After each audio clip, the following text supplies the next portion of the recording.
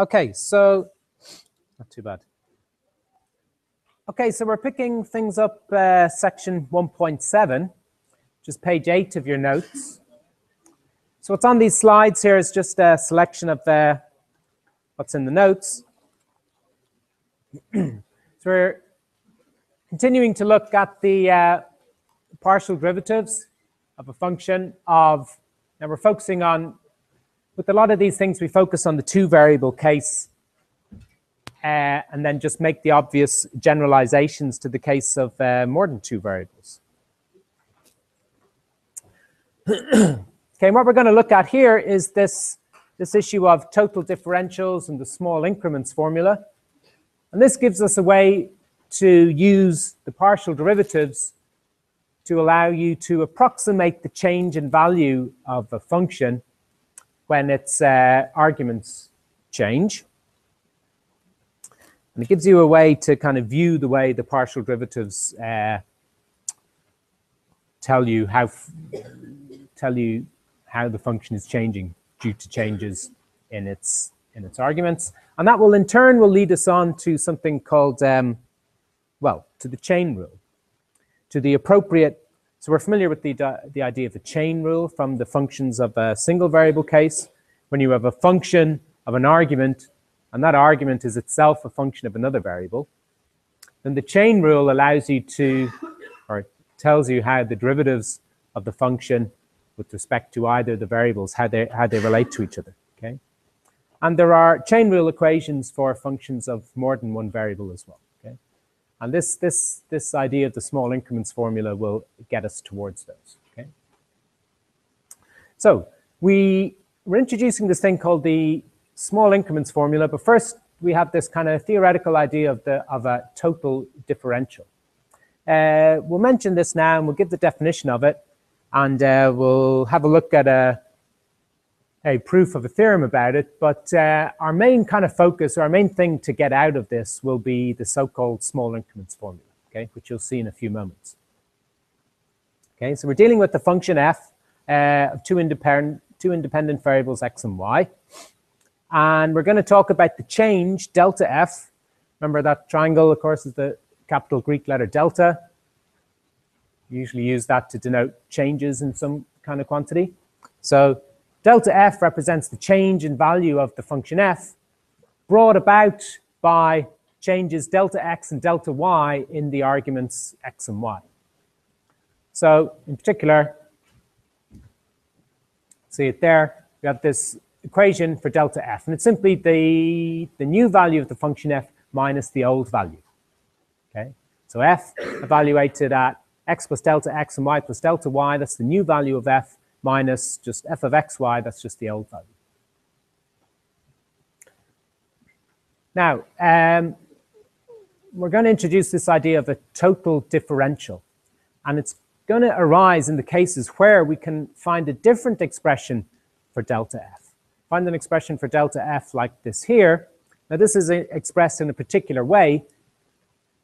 We separate out the terms which have an x and y dependence in them, which multiply delta x, and similarly the terms in x and y which multiply delta y.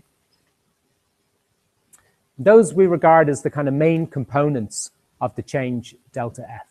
And then there are some other smaller components, or you think of as being smaller, this lambda delta x term and mu delta y term.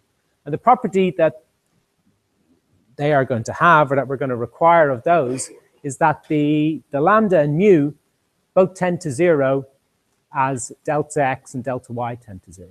So as you're looking at ever smaller and smaller changes in the variables x and y, with the setup here, these terms here are going to be converging to 0, okay? Because the lambda x and lambda y are going to be converging to 0, and the lambda and mu, we're going to ask or require that they converge to 0 as well. And so we get this expression here, which is called the total differential expression for the function f. And it kind of says that the change in f due to very small or infinitesimal changes in x and y is given by this expression here. Now, this will illuminate this more. It'll become clearer what's going on here in a moment after we've looked at an example and after we've proved the theorem. So let's first of all look at a quick example. So we'll think of this function f of xy, which is x squared plus x times y. I think the details are worked out in the notes, but it's no harm to just step through it on the page.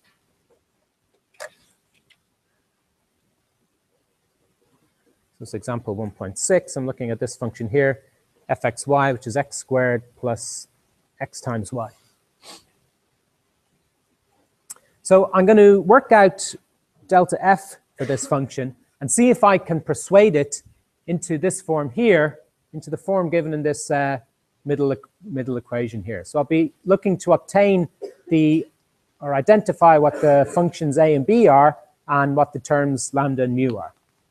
Okay. So by definition, delta f is simply this difference in values, the new value minus the old value.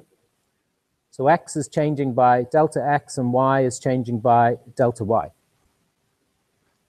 That's the definition of the change delta f. And I have my formula there for the function. So it's simply x plus delta x squared plus x plus delta x times y plus delta y. And then I'm subtracting the old value of the function, which would be minus x squared minus xy.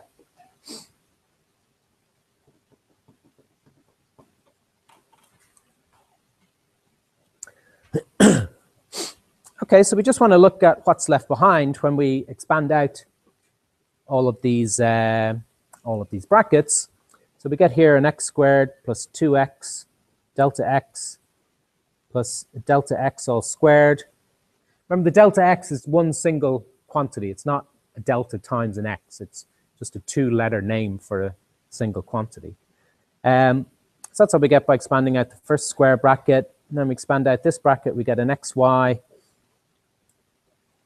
plus x delta y plus delta x times y. And lastly, a delta x delta y. And we've still got this minus x squared minus xy here. So you can see that some of these terms are going to cancel out. Minus xy there. And now I'm left with a bunch of terms here for delta f. And I now want to figure out, coerce it into this form here. So I want to identify my functions a of x and y, and b of x and y. So those functions a and b, they won't have any delta x or delta y dependence themselves. They're only allowed to depend on the variables x and y. And so anything which doesn't fit into the functions a and b will become these terms lambda and mu. And what I want to do then is confirm or see if it's clear that they both converge to 0 as delta x and delta y converge to 0. So I look for any x's and y's that are multiplying delta x, and I see that there are two here. There's a 2x multiplying delta x and a y multiplying delta x. So I've got a 2x plus y multiplying delta x. And I look at any x and y's that are multiplying delta y. And are there any, there's an x here. Well, that's the only one. That's an x times delta y. Every remaining term is a delta x or a delta y multiplied by some other stuff that isn't x or y. So I've got a delta x squared there and a delta x delta y.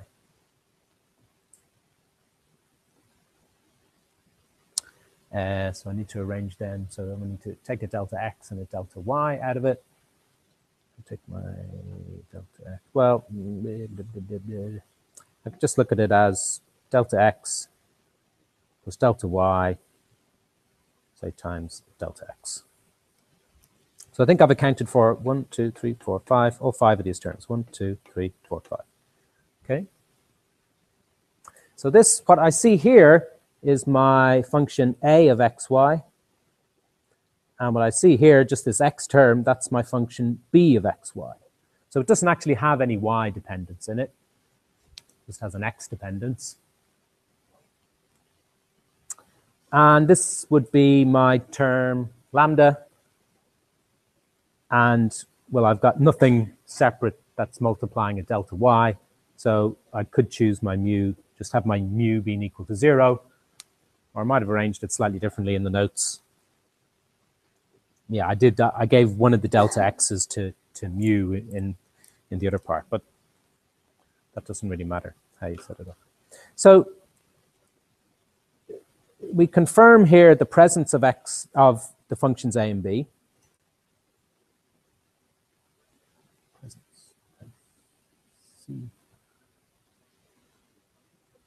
Presence of the functions a and b, and observe that what do we observe? We observe the required behavior of lambda and mu. So we observe that lambda and mu do indeed go to 0 as delta x and delta y go to 0. And that's kind of over-egging the pudding, really. Lambda mu is 0, so of course it's going to 0. And my lambda term, yeah, I'll come to you in a sec. My lambda term is just simply the sum of delta x plus delta y. So we can see that that's going to go to 0 as delta x and delta y go to 0. Yeah, sorry, who had the question? We confirmed. Yeah. So it's just we're seeing the functions a and b appear there. So they're the multipliers of delta x and delta y, which depend on x and y. Now they're not just any old. They're not just any old functions. This point is picked up in the notes. Notice that the function a is exactly df dx, and the function b is exactly the partial derivative df dy. And that's no coincidence.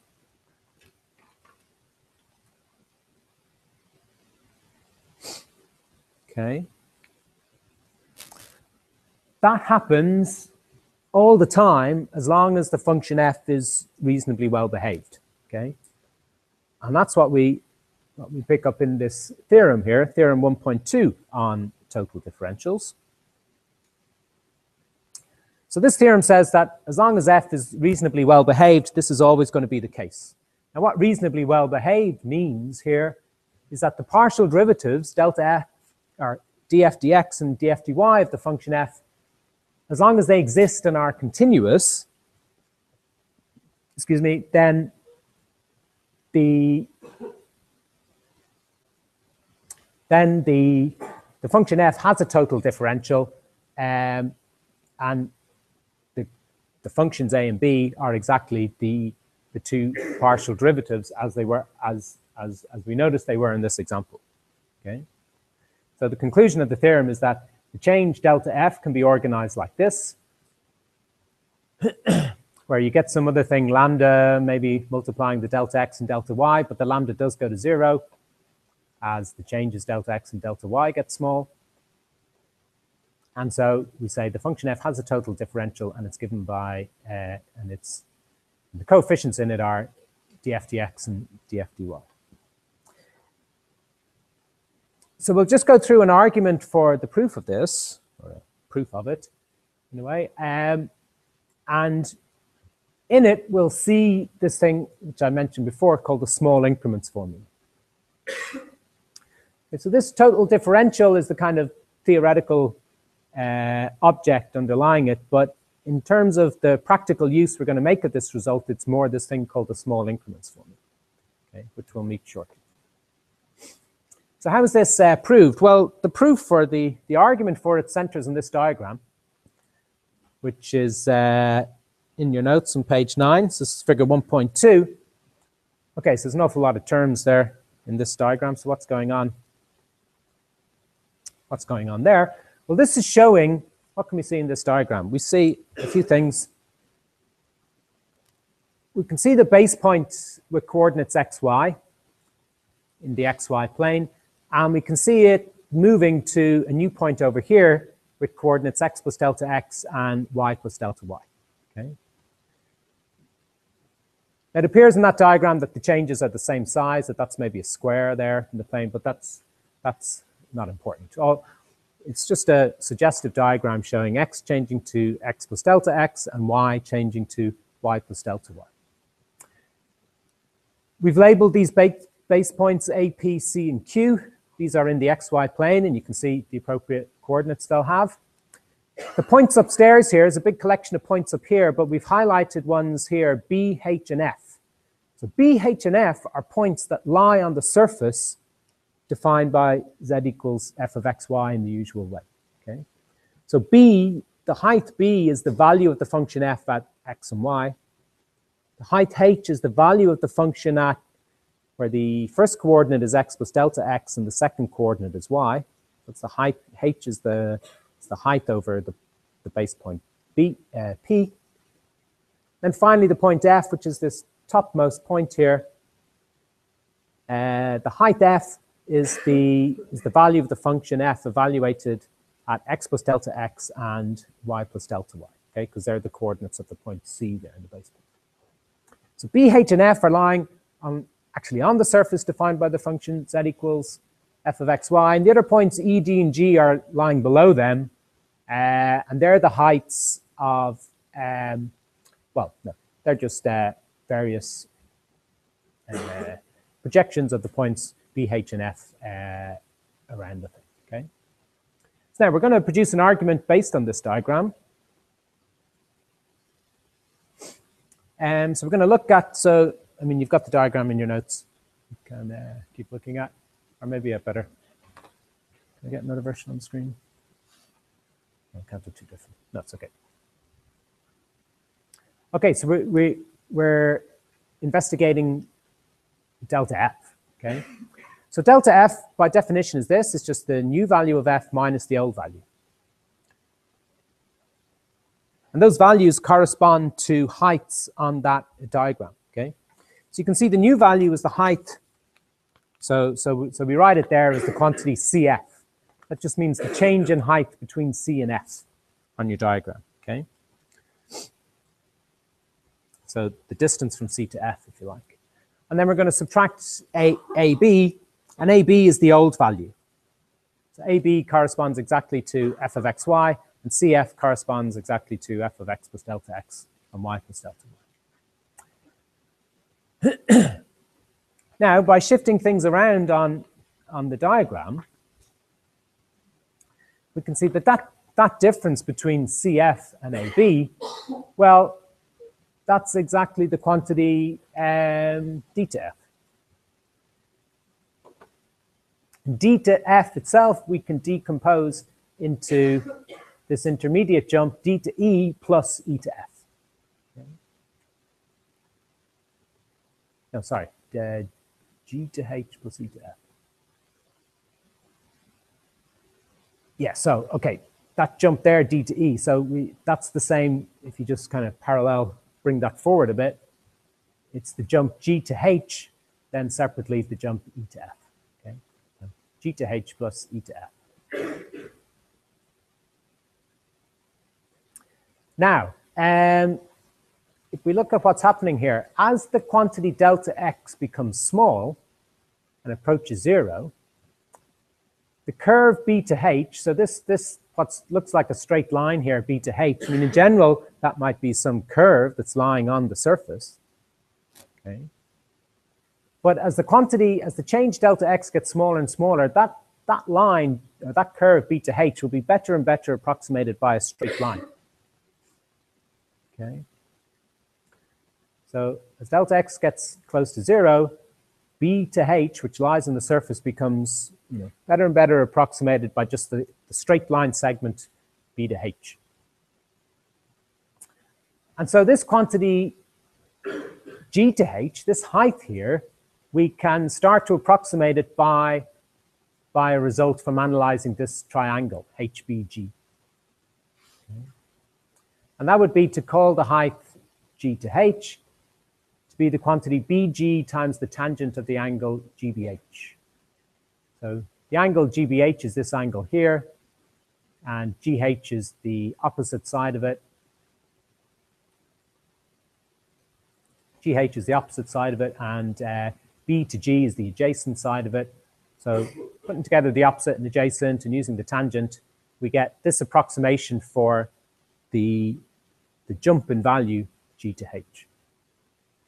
But of course, the distance B to G, see B is this point here and G is this point here, those are just points lying over X and X plus delta X, respectively. So the distance from B to G is just exactly delta X. And the tangent of that angle here, what's the tangent of this angle here? Well, it's the opposite over the adjacent. It's the gradient of this line, B to H. It's the gradient of that line. And that's the gradient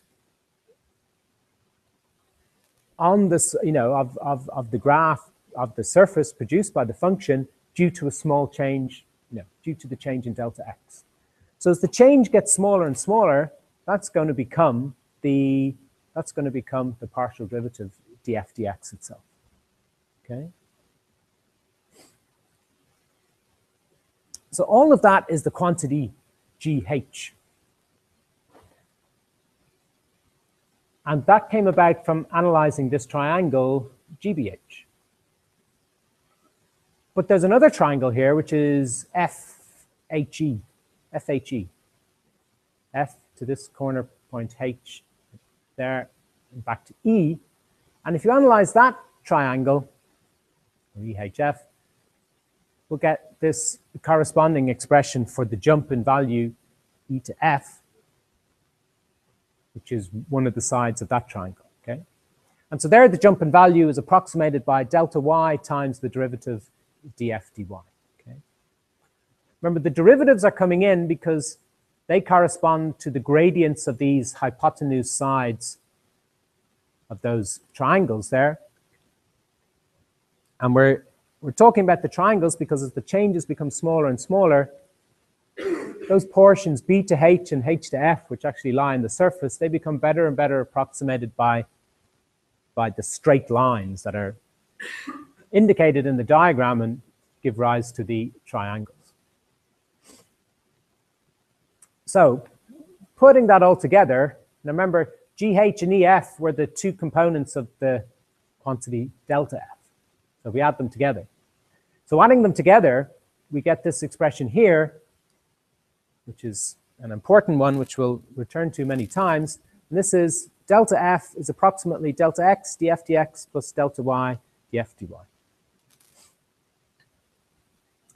And moreover, now we're kind of skimming over some theoretical details here, but as the changes delta X and delta Y go to 0, the error in this approximation, okay, because it is only an approximation after all, but the error associated to this approximation is going to converge to 0 itself.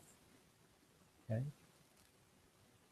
And so in the limit, it'll become exact, and we get this total differentials expression. Okay? But the main focus, and as it highlights in the notes, because immediately following that proof, we had the definition 1.4. This equation here, which is 1.56 in the notes, that's what we call the small increments formula. And it's telling you that the change in value of the function f that results from changes delta x and delta y, it can be approximated by this linear combination of the changes delta x and delta y. So it's showing you a linear approximation to the change in value of the function. Okay? And so linear approximations to quantities are important because they're the kind of simplest type of approximation in a way. And because they're because the approximation is a linear function of the arguments, delta x and delta y, the approximation itself is easily handled. Okay? It doesn't have a very complex dependence on delta x and delta y. It's just a linear combination of the two.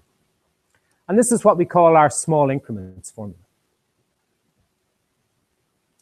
The definition 1.4 gives the general form of the small increments formula for if you've got more than two variables.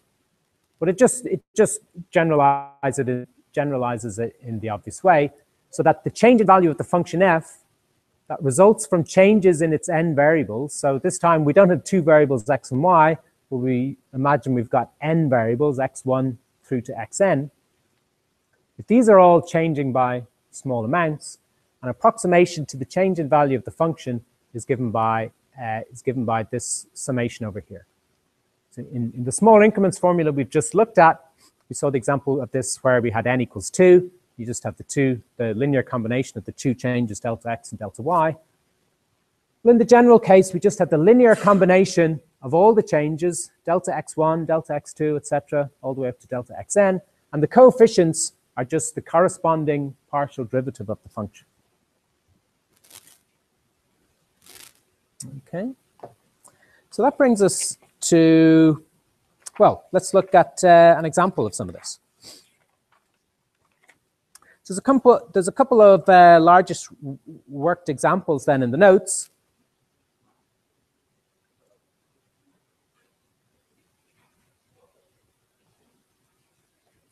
Which just show the use of the small increments formula in a couple of settings. And you know, the way we can use it and discuss aspects of it.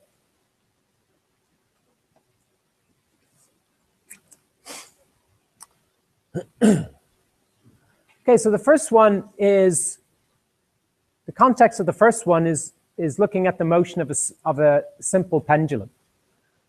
So a simple pendulum is where you've got a weight on the end of a string or on the end of a very, very light rod, some kind of system where the only significant mass is just at the end of the rod or at the end of the string. And this is just swinging back and forwards from a fixed point under the influence of gravity. So you set the thing going and then just leave it. So there's no force driving it apart from its own momentum and the influence of gravity on it.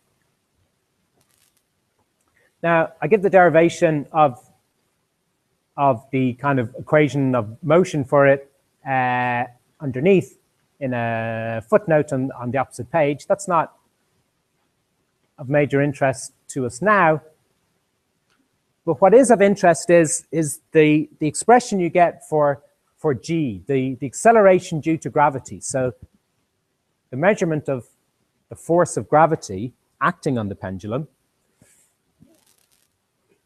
is given by this quantity here. Okay, it's an approximation because we're disregarding things like air resistance and any other kind of micro forces that might be acting on the thing due to vibrations in the room or whatever in the structure. But if you just had this pure gravitational force acting downwards and no other friction operating on the thing, then this quantity here on the right, 4 pi squared over L over T squared, okay, where L is the length of the pendulum and T is the time taken for the pendulum to do a complete swing, to go through one full period in its motion. So that would be the time it takes to go from, if it's swinging here across the room, from when it starts its swing here, goes all the way over and then comes all the way back to its starting point. So the time taken for that one full swing over and all the way back, that would be the quantity T, time. So from analyzing the physics, we get this approximation to G. And this is how, you know, people would have measured or quantified the force of gravity originally. This one would have been one of the classical experiments that was carried out to get a measure of the force of gravity. And we know it's, what was it, 9.81 meters per second or something, is the acceleration due to gravity at a typical point at sea level on the Earth's surface. Of course, it varies slightly as you go around the globe. So the globe isn't a perfect sphere. It's kind of a squash sphere, isn't it? But that's what it is approximately. And this would have been a classical experiment that you could have carried out using very basic, well, you would have had to have a fairly accurate clock or device to measure the time. Okay, but the point about this is that we consider this as g being a function of two variables. So this is a formula for g is a function of two variables, L and t, the length of the pendulum and the time it takes for one complete swing. Now, one of the aspects that you would have had to deal with when you set up such an experiment is that, it's hard to know the length and the time with complete accuracy, okay? You'd want to measure some length of pendulum and you're going to time how long it takes to do one full swing, or time, say, 100 swings and divide by 100. But, to these actual physical observations, there's going to be some associated error. So suppose that we measure the length of the pendulum as 2 meters and the time is 2.84 seconds, but we have this we've quantified the error associated to those measurements. So the length is known to within 2 millimeters, say, and the time is known to within 100th of a second. Now, the resulting estimate we get is 9.79 meters per second, which is the familiar value for the acceleration due to gravity. But what we'd like to see is some quantification or some way of expressing how these errors, these measurement errors associated to the arguments L and T, how they carry through to an error associated to our prediction for G. Okay? So we're thinking of L and T as being the two variables in the function G, and we know that the absolute value of L is going to be smaller than 0.002, and the absolute value of delta T is going to be smaller than 100th. So let me start from the small increments formula. Okay, so that first expression here is just taking the absolute value of both sides of the small increments formula. So it's the change in value, which in this context we interpret as the error in the estimation of G. So the error delta G in estimating G due to the associated errors in L and T is given by this quantity here, the absolute value of the right-hand side of the small increments formula. So dg dl times delta L and dg dt times delta T. Now those two partial derivatives we can work out, okay, because we know the formulas for G is whatever, something pi squared times L over T squared. So we can get the two partial derivatives out, no bother. So we end up looking, now of course, one of them is negative because the t is in the denominator. So when you differentiate the 1 over t squared, you get a minus 2 over t cubed. So that's where the minus sign comes from. But the basic move is, well, how do you consider the absolute value of this difference? Well, it's a difference, okay, but it's also a sum. It's the absolute value of the sum of two things. But we use the triangle inequality. Remember, the triangle inequality says the absolute value of a sum or difference is always smaller than or bounded above by the sum of the absolute values, the sum of the two absolute values. That's as large as the absolute value of the sum or difference can get. So it's less than or equal to these two quantities. But now these the upper bounds on delta L and delta T are known to us, okay? Because they're the maximum measurement error associated to L and T, which we have from studying our measurement instruments. Okay? So putting that all together allows us to put an upper bound here as of 0.079, some upper bound on the error associated to our prediction of G. Okay? So it allows you to understand how errors or uncertainties in the variables feed through to errors or uncertainties in the function of those variables. And moreover, it's the partial derivatives which are playing this key role. They're the coefficients in the linear approximation to the error in the function. So this is quantified by taking the values, taking these measured values of 2 and 2.84 for L and T respectively, feeding those in here, and feeding these upper bounds 0.002 and 0.01 for delta L and delta t there, respectively. What also comes out from this analysis is that when you quantify the coefficients here in this upper bound, it's apparent that the second one is the larger one. And that's probably due to the presence of the t cubed in the denominator, okay? So that, is that right? Or maybe it's due to the presence of L in the upper one. Anyhow, it allows you to maybe identify one of the terms as being the larger, because it has the larger coefficient, which relies mainly in the partial derivative. And so that can give, that might be something that would direct your efforts if you wanted to obtain a better approximation. So if you wanted a better approximation of the gravitational acceleration g from this experiment, you've got two approaches. You could either put some effort into measuring the length of the pendulum more accurately, or effort into measuring the time period more accurately. So because from the small increments formula, the error associated to the time period, when you look at the separate evaluations there, seems to be the bigger one, it perhaps would direct your efforts into improving the accuracy of the time measurement more. That would have a bigger effect on bringing down the error in the prediction of G. Okay. The other example is example 1.8. Looks at this in another context. So here the context you're looking at is the resistance to the flow of electricity in a section of wire. Okay, so every conductor of electric current has this property of resistance, kind of resistance it puts up to the flow of electricity through it. And here we have a function here, and this is fairly easy to understand or to appreciate this functional relationship. So L is the length of the piece of wire, and A is the cross-sectional area, or how thick the wire is, basically. Okay. And the way the length and the area relate to the resistance is by L over A. And then there's this other coefficient rho here.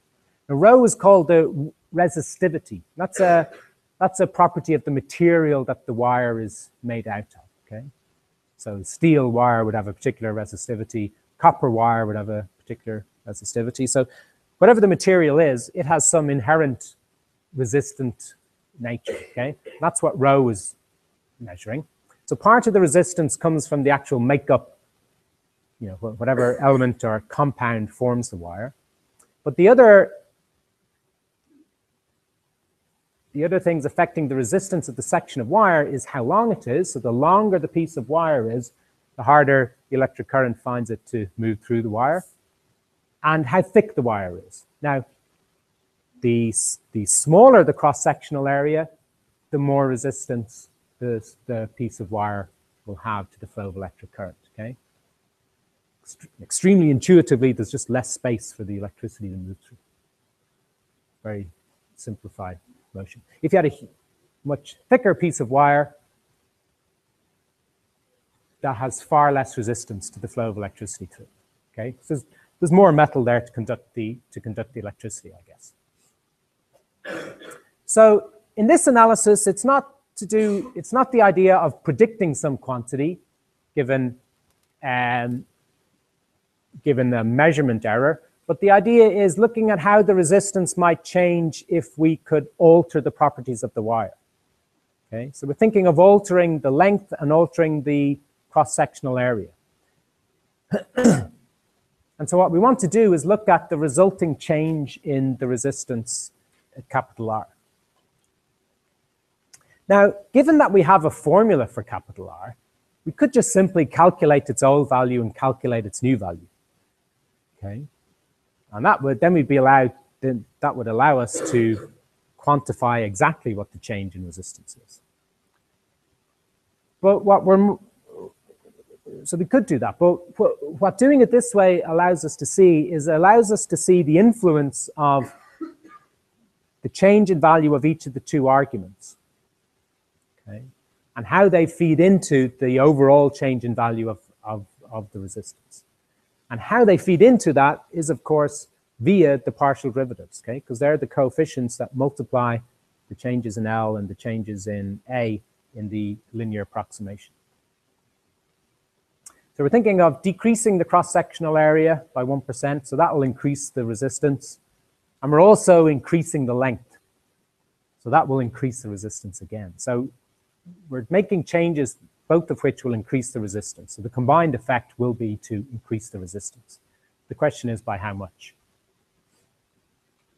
So here again, we begin with the small increments formula here, top of page 11. So we have the change in resistance, delta R, is approximated by this linear combination of delta L and delta A. And the coefficients are the corresponding partial derivatives.